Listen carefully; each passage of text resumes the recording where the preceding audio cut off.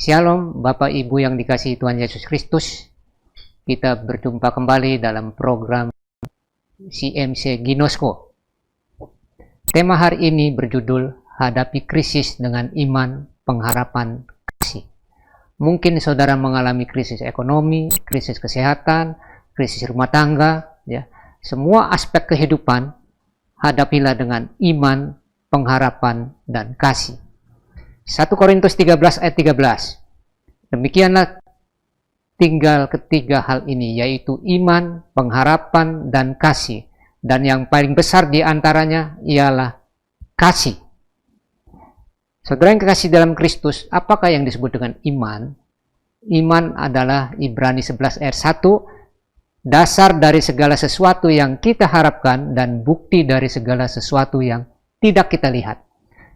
Kalau di dalam bahasa perkataan lidahnya adalah Amsal 18 ayat 21, hidup dan mati dikuasai lidah, siapa suka mengemakannya akan memakan buahnya. Ya. Jadi keberhasilan dan kegagalan manusia ditentukan oleh iman, ya, perkataan dan perbuatannya. Itulah saudara yang disebut free will, kehendak bebas manusia. Jadi hati-hatilah saudara dalam memilih iman, perkataan, dan perbuatan sehari-hari. Iman artinya gambaran masa depan apa yang diinginkan seolah-olah kita sudah memilikinya. Dunia hanya bisa dikalahkan dengan iman. Saudara mempunyai impian, mempunyai cita-cita yang besar. Itu hanya bisa jikalau Anda beriman, maka Anda akan berhasil. Tanpa iman itu omong kosong, saudara. Ya. Jadi kehidupan di dunia ini ada dua kuasa, kuasa natural dan kuasa supranatural. Kalau kuasa natural dipergunakan dengan logika pikiran, nah kalau itu sudah mentok, sudah deadline, ya, dokter sudah vonis kanker stadium 4, tidak ada harapan lagi, maka pergunakanlah dengan kuasa supranatural, ya, yaitu iman kepada Tuhan, anugerah serta kasih-Nya, ya. Saudara yang kasih, nanti saya akan kasih ilustrasi. Contoh, dua orang salesman penjual sandal. Dikirim oleh perusahaannya ke Afrika pedalaman. Salesman pertama datang ke lokasi pedalaman Afrika. Di sana dia melihat orang-orang suku yang di pedalaman itu. Semuanya telanjang kakinya. Ya. Lalu salesman berkata kepada bosnya, "Bos, percuma jualan di sini, tidak ada yang akan membeli satupun juga, karena tradisi turun-temurun dari suku ini adalah kaki telanjang atau ciaka, ya. Jadi tidak mungkin kalau sandal ini laku, bahkan andai kata dikirim juga rugi besar, ya." Lalu bosnya bertanya, "Jadi bagaimana menurut putusan kamu?" "Saya pulang kembali, saya tidak akan menjual sendal jepit ini kepada orang Afrika yang di pedalaman ini, karena secara logika tidak mungkin dia akan beli, karena turun-temurun dia sudah ciaka." Akhirnya bosnya mengirim salesman kedua, ya. Salesman kedua dia datang, dia memiliki iman, ya, gambaran masa depan yang belum kita miliki seolah-olah sudah memilikinya. Itulah iman. Dia bilang, "Bos, kirim sandal 2 kontainer." Lalu bosnya berkata, "Apa dasarmu itu? Ini orang dari turun-temurun ciaka, tidak pernah pakai sandal. Saya kasih tahu dia, kalau terus ban-ban begini, Anda menginjak batu akan sakit. Anda menginjak batu karang akan keluar darah. Tapi dengan pakai sandal jepit, pakai sandal, Anda akan selamat dan tidak akan berdarah lagi." Lalu sukunya, kepala suku dari desa itu disamperin dan diceritakan semua. Kepala sukunya memanggil seluruh rakyatnya, dan akhirnya kepala suku menyetujui untuk membeli 2 kontainer besar sandal jepit. Dan salesman yang kedua akhirnya berhasil untuk menjual sandalnya sejumlah 2 kontainer besar. Inilah saudara, hidup di dunia ini hanya bisa dimenangkan oleh iman. Ya. Iman yang tergantung kepada Tuhan yang Maha Kuasa, yaitu Yesus Kristus, yang akan meresponi, bekerja sama dengan manusia yang memohon doanya kepada Tuhan Yesus Kristus. Pencapaian iman, saudara, ya, itu dimulai dari orang-orang berkualitas, ya. Berkualitas itu bermutu, saudara, ya. Disiplin, tepat waktu, membuat satu pekerjaan yang berkualitas, ya, tidak sembarangan, tidak sembrono. Lama-kelama orang itu akan memiliki kompetensi, saudara, ahli di bidangnya.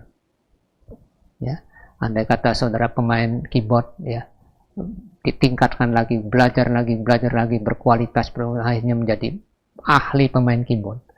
Lalu naik lagi, Anda memiliki karakter, ya, karakter yang dibangun berdasarkan kuat kuasa Roh Kudus, karakter orang Kristen lahir baru, ya, sehingga tidak berkompromi dengan dosa, berani menolak dosa. Akhirnya Anda memiliki reputasi nama baik. Pada saat Anda memiliki reputasi nama baik, saudara, Anda akan di-hire orang, berkat itu akan datang sendiri.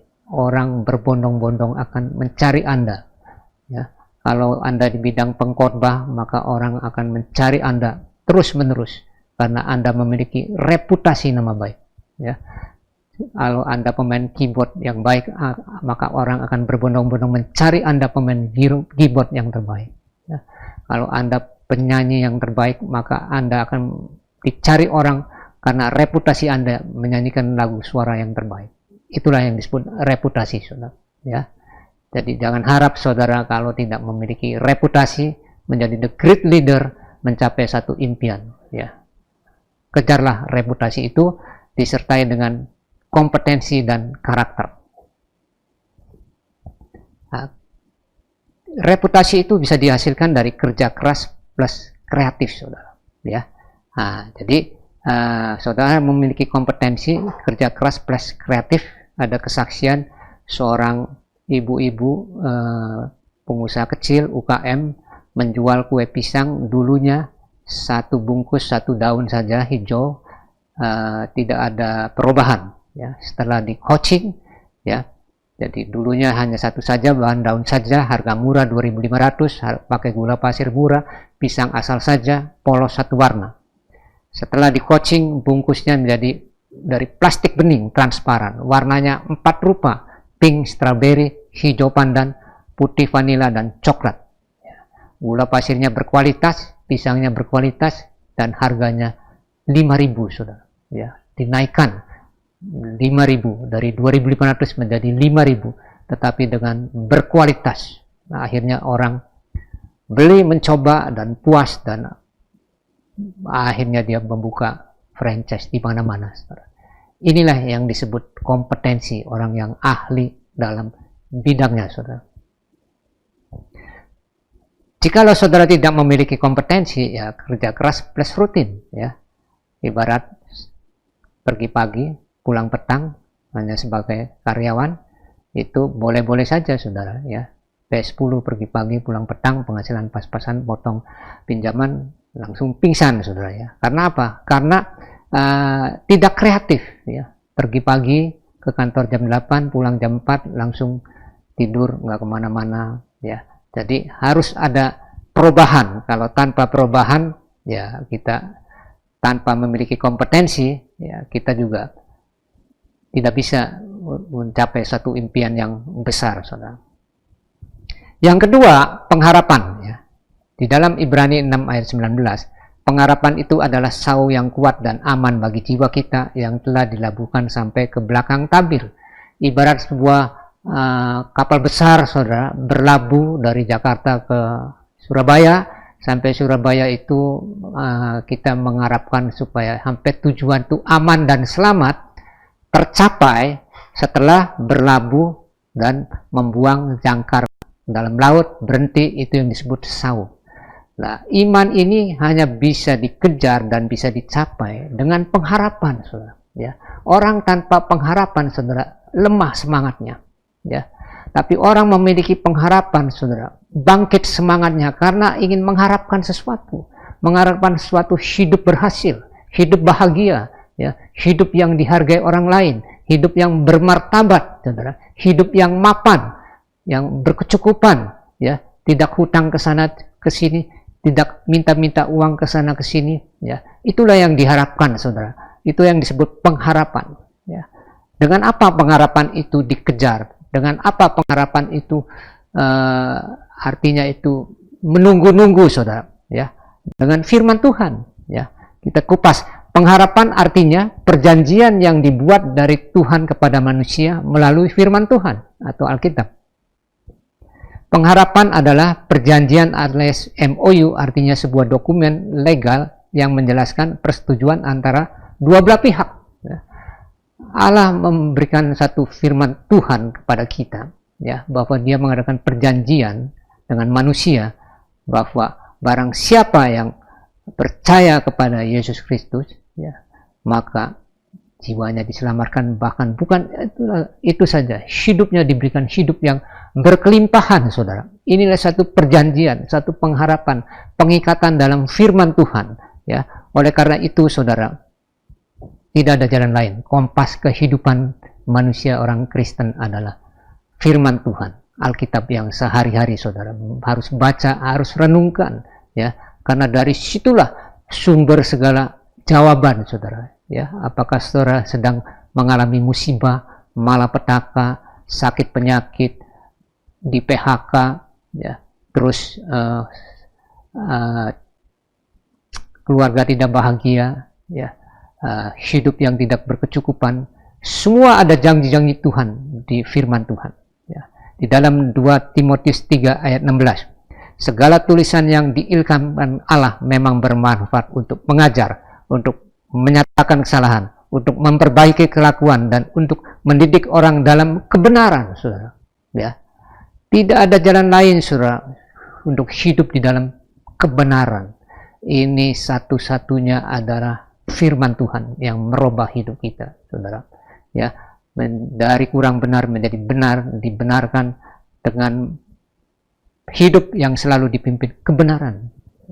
Mengapa banyak orang berguguran, saudara, ya, berdosa, korupsi, ya, menjadi perampok, penjahat, penipu, segala macam, karena tidak tahu aturan mainnya. Dia hanya hidup dengan kekuatan diri sendiri, ya. Tapi kalau hidup selalu taat kepada firman Tuhan, ya, ada rambu-rambu yang harus ditaati sesuai kehendak Tuhan, maka Tuhan akan selalu memimpin kita dalam kebenaran, saudara, ya.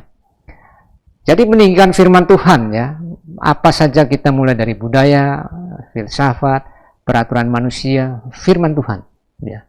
Firman Tuhan ini adalah bersifat universal, ya, mengasihi Tuhan dan mengasihi sesama manusia, ya. Itulah saudara yang kasih dalam Kristus. Bagaimana cara mengupgrade firman Tuhan ini? Ada 3 kriteria, saudara, ya. Kehidupan manusia dibagi 3. Yang paling bawah ini adalah rusak total. 1, tahu aturan main, tahu Alkitab, baca Alkitab dari Kejadian sampai Wahyu berulang-ulang. Tetapi saudara, nomor 2, diabaikan. Selalu perintah-perintahnya ditolak, bahkan dilanggar, ya. Hasilnya negatif, saudara, ya, karena melawan perintah Tuhan. Yang kedua, rata-rata, saudara, ya, tahu aturan main dari kitab Kejadian sampai Wahyu, ya, tapi dikerjakannya amatir, saudara, asal-asalan saja, ya. Kalau ada waktu senggang baca Alkitab, ya. Kalau tidak ada waktu dilupakan, ya. Ya, kedua, mempraktekkannya juga setengah-setengah, saudara, ya. Alkitab berkata, jikalau kamu suam-suam kuku, maka akan aku muntahkan, saudara, ya. Jadi tidak sungguh-sungguh, ya. Dia mengerjakan firman Tuhannya itu, melakukan firman Tuhannya setengah hati, saudara, ya. Jadi ibaratnya, ya sudahlah, rata-rata saja, saudara, ya. Tidak mau berprestasi, tidak mau berkarya, tidak mau melakukan pekerjaan-pekerjaan Tuhan yang lebih besar lagi, ya. Hasilnya, saudara, biasa saja. Yang ketiga ini, saudara, excellent, ya. Yang pertama, tahu aturan main dari kitab Kejadian sampai Wahyu, ya. 2, dikerjakan profesional, ya. Dia baca tiap hari pagi, siang, dan petang. Dia baca Alkitab, dia baca firman Tuhan, bahkan dia ditingkatkan lagi. Lalu ada waktu sekolah lagi, Alkitab malam, sekolah lagi mengenai bagaimana berapologetika, sekolah lagi bagaimana memiliki satu kompetensi ahli dalam bidangnya untuk menggarap firman Tuhan itu, memaparkan, membuktikan firman Tuhan itu, bahwa firman Tuhan itu adalah kompas kehidupan manusia yang sejati, ya. Semua ada di situ, dia akan menjawab segala macam persoalan, ya, secara profesional, ya. Yang ketiga, hasilnya luar biasa. Saudara bisa lihat tokoh-tokoh penginjilan yang dikerjakan secara profesional, ya, Billy Graham, ya, terus John Sung, Hudson Taylor, ya, John Wesley, J.L. Moody, ya, semua saudara itu karena dikerjakan dengan profesional. Yang terakhir adalah kasih. Kita melihat contoh dari orang Samaria yang baik hati, Lukas 10 ayat 25 sampai 37. Nanti Anda baca sendiri di rumah. Kami mengambil kesimpulan ada 4 orang, saudara, kriteria karakter yang berbeda, ya. 4 jenis karakter yang berbeda. Yang pertama adalah perampok. Perampok di dalam hati nuraninya selalu ada kata-kata, barangku adalah barangku, barangmu adalah barangku. Itu perampok. Jadi hati-hati saudara kalau ketemu saudara dengan teman atau dengan pendeta atau dengan siapa, saudara pakai cincin berlian yang mahal, ya, saudara kalau ibu-ibu pakai tas Hermes yang mahal, nanti yang jadi pembicaraan itu lawan saudara, dia akan iri hati saudara. Kalau pembicaraannya dengan lawan saudara itu memiliki hati nurani rampok, dia akan minta itu cincin berlian itu, kasih saya dong, atau tas Hermes itu kasih saya dong, ya. Jadi itulah sifat manusia saudara. Kalau sudah karakternya merampok, itu adalah dia ingin memiliki barang saudara dengan cara apapun juga, ya. Saudara lihat dengan kisah orang Samaria yang baik hati itu, ya, ada satu orang perampok, merampok orang, ya, dengan boleh dikatakan melukai tubuhnya sampai berdarah, ya, diambil barangnya, lalu lewat setelah itu orang Lewi, saudara, ya. Orang Lewi itu kalau sekarang itu pendeta, saudara, ya, pengkhotbah atau gembala sidang, ya. Dia punya filosofi, barangku adalah barangku, barangmu adalah barangmu, saudara, ya. Dia melewat orang yang dirampok itu, tapi dia tidak peduli, ya. Hati-hati dengan pendeta yang ini, saudara, ya, tidak mempunyai sifat kasih, ya. Dia tidak mempunyai sifat peduli sama orang. Ngapain gua tolong dia? Barangku adalah barangku, barangmu adalah barangmu. Kecuali kalau kamu bayar kepada saya. Nah, ini saudara, ya, yang disebut pendeta transaksional. Ada uang, gua kerjakan, gua bantu. Kalau nggak ada uang, gua kerjakan. Nah, jadi ini mencontohkan bahwa pada waktu itu orang Lewi itu punya karakter, barangku adalah barangku, barangmu adalah barangmu, ya. Ya, maksudnya sih baik, tidak merugikan orang lain, tetapi di dalam hal kepedulian sosial tidak baik, saudara. Orang yang sudah dirampok, luka parah, ya, menggelepar-gelepar, masa didiamkan saja, gitu, ya. Yang ketiga, saudara, ahli Taurat lewat lagi. Nah, dia punya filosofi, barangku adalah barangku, barangmu adalah barangmu, saudara, ya. Dia memang hebat mengajar murid-muridnya, siswa-siswanya, STT dan segala macam, ya. Tetapi dia punya prinsip, pokoknya saya tidak merugikan orang lain, barangku adalah barangku, barangmu adalah barangmu. Masa bodoh lah kamu mau mati atau apa, saya tidak peduli. Nah, itulah saudara. Nah, yang terakhir saudara, orang Samaria yang baik hati, ya. Dia datang, dia timbul hatinya, nuraninya. Wah, ini kalau saya tidak tolong orang ini akan mati.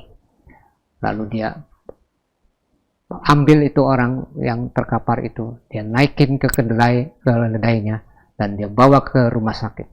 Bahkan sampai rumah sakit dia berkata, ini tolong diberi obat dan disembuhkan, dan apabila kurang biayanya, kamu hubungi saya lagi dan saya akan kesini lagi, akan melunasinya. Inilah saudara, yang keempat ini, orang Samaria yang baik hati ini yang sulit dicari pada zaman sekarang ini.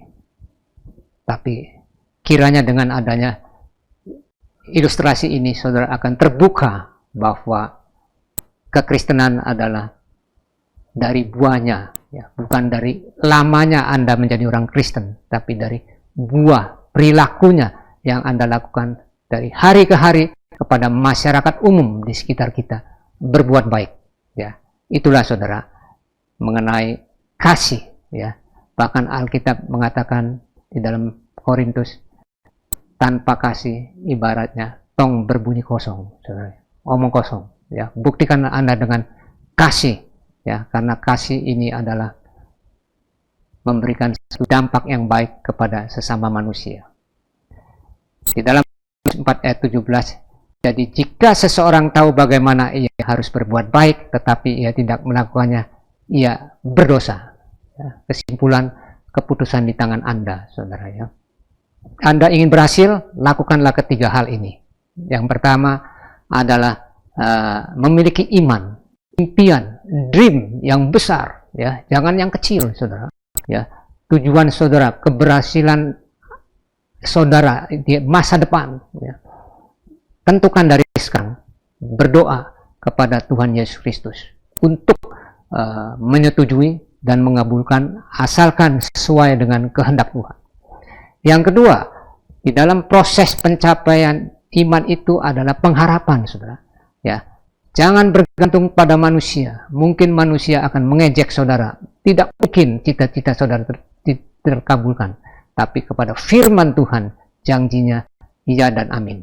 Ya, firman Tuhan, kita perjanjian lama dan perjanjian baru dirangkum hanya dua isinya. Satu, percaya janji Tuhan. Yang kedua, melakukan kehendak Tuhan, saudara. Ya, asal saudara percaya janji Tuhan, firman Tuhan, dan melakukan kehendak Tuhan, itulah satu-satunya pengharapan yang akan membuat saudara berhasil. Yang ketiga adalah kasih, saudara. Ya, jadi kalau seseorang tahu bagaimana ia harus berbuat baik, tapi ia tidak melakukannya, ia berdosa, saudara. Ya, jangan menunggu, tunggu punya uang dulu baru berbuat baik, saudara. Tunggu kaya dulu baru berbuat baik. Mungkin saat ini belum punya uang, tapi dengan perkataan, dengan perbuatan, ya, membantu orang, menghibur orang, ya, menyegarkan orang, memberikan semangat, itu adalah perbuatan baik. Ya. Akhir kata, saudara, kami memberikan konsultasi gratis hotline HP 081293467111, HP 085894481064, Gereja CMC Jemaat Ginosko memberikan konsultasi gratis. Ya, Anda tinggal telepon, kami bisa bersedia menyediakan tim konseling kami untuk mendatangi rumah saudara untuk berkonsultasi secara gratis. Terima kasih, Tuhan Yesus memberkati. Haleluya, amin.